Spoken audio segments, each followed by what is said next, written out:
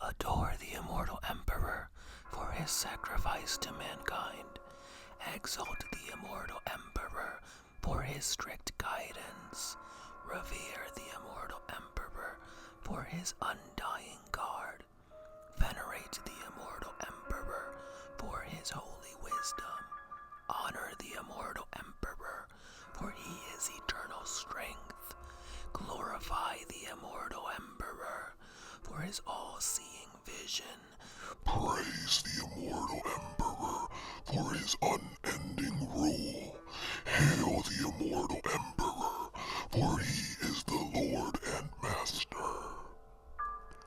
Worship the immortal emperor, for without him, we are nothing.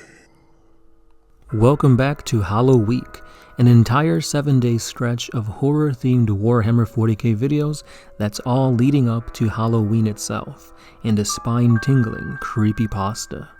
So be sure to stay subscribed for more Warhammer 40K vids each and every day. As always, I am your host, the Sound Alchemist, and today we will dive into the demonic as we uncover the forbidden text on demonic possession and demon hosts. So with that being said, let's dive right in. Demons in the 40K universe are creatures bound to the warp, and as such, they cannot manifest into real space at their whim. Most demons will fall under one of the 4 chaos gods, Khorne, Tzeentch, Slaanesh, or Nurgle, but some remain undivided. The lesser and greater demons of these gods can more easily enter real space via a warp tear or demonic summoning. However, all demons can enter the mind of a vulnerable psyker and use that person as a conduit to traverse the immaterium.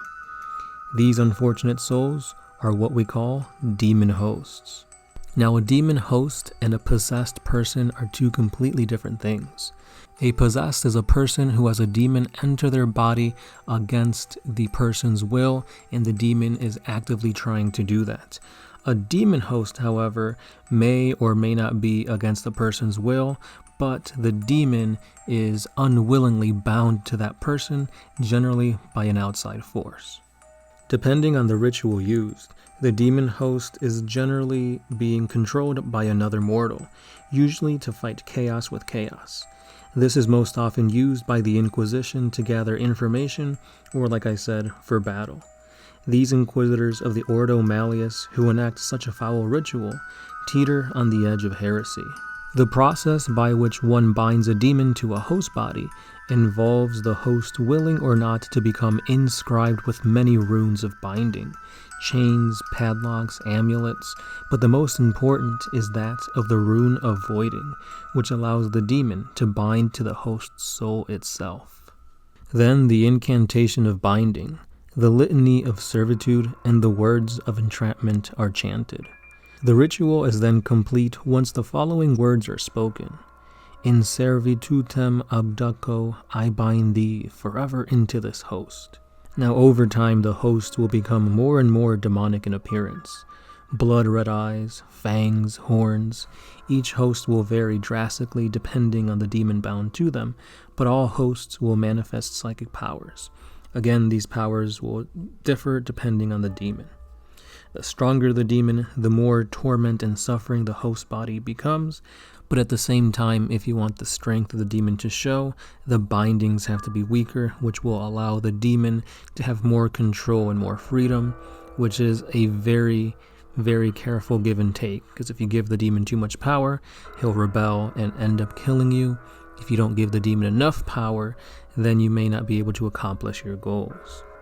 Now, usually when the demon host has this demon bound to them, they can live for long periods of time. But the mortal body does take damage. So for example, if the host doesn't go outright insane or die at the hands of the one who bound the demon to them, then generally the demon will just bide their time and do anything in their power to trick and or lie their way towards freedom.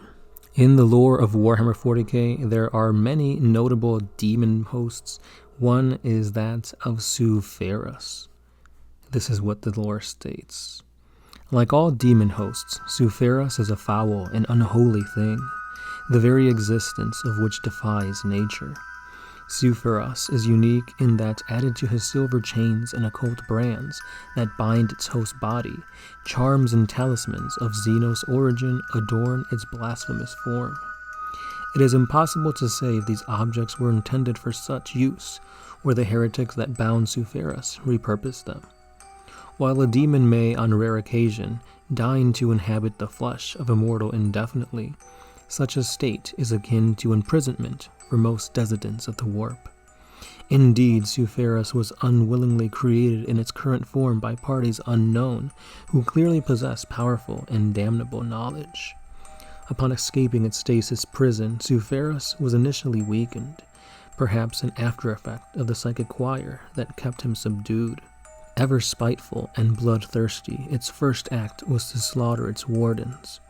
Now it prowls the undertunnels of Hive Desolium on the world of Desolium itself, slowly regaining its strength and plotting against its captors.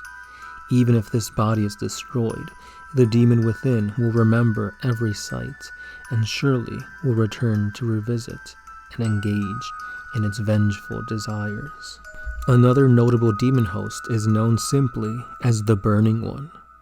The Burning One is one of the most feared demon hosts in the whole Calixis sector.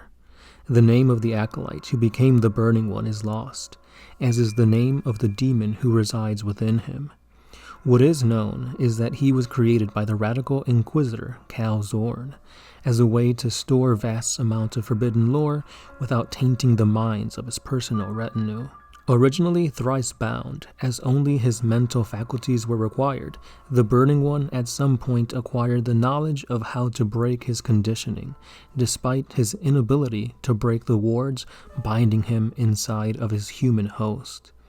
The demon host immediately slew Inquisitor Zorn, and several of his retinue as well. It is believed that his first victim was a young sanctioned psyker who had been enticed to assist him in his escape. And with that being said, we have come to the end of yet another gruesome, scary 40K video. Let me know what you thought about demon hosts. Would you be able to bind one of your friends as a host to get information or fight chaos with chaos? I don't know, because that seems very risky in my opinion, but depending on the ends, they may justify the means. So again guys, we've got creepy videos coming all week long, so stay subscribed for more creepy 40K lore. And as always, this has been the Sound Alchemist, part of One Mind Syndicate, and I'll catch you guys in the next one. Peace.